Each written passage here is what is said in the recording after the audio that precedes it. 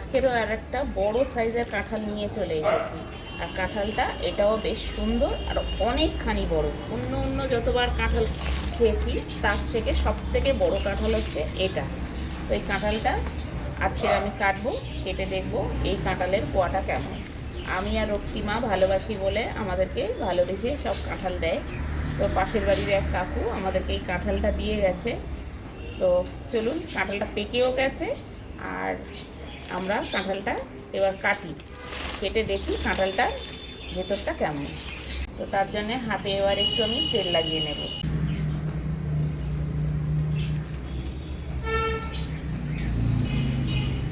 আমরা কাঁঠাল ভালোবাসি বলে সবাই আমাদেরকে কাঁঠাল দিয়ে দেয়।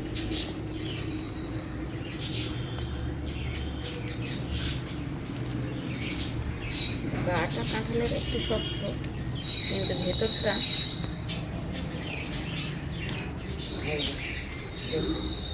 কত সুন্দর কাঁঠালটা। এই যে কত সুন্দর তাজা তাজা কোয়া।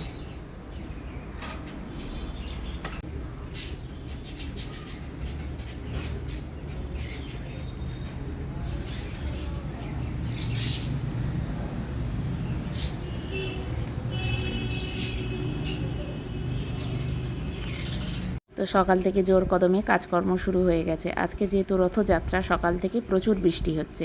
আর যেটা পুরনো রথটা ছিল সেই রথটাকে নামিয়ে ধুয়ে মুছে পরিষ্কার করে নিয়েছি।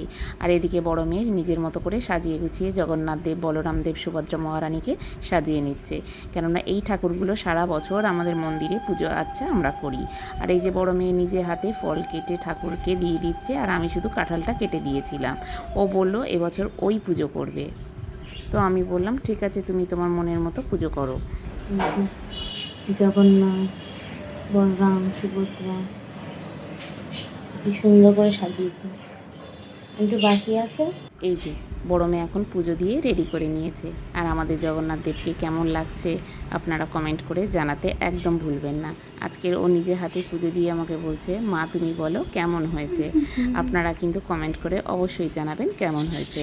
আর আমাদের এখানে দেখুন বিকালবেলা বড় একটা রথ বেরিয়েছে। এই রথটাকে প্রতি বছর আমাদের বাড়ির সামনে দিয়ে যায় আর দেখতে অপূর্ব লাগে। তাতে আমরা রথের দড়ি ধরে একটু হলেও আমরা টানতে পারি, খুবই ভালো লাগে। তো বন্ধুরা, আজকের ভিডিওটা এই পর্যন্ত। দেখা হচ্ছে পরের একটা নতুন ব্লগে।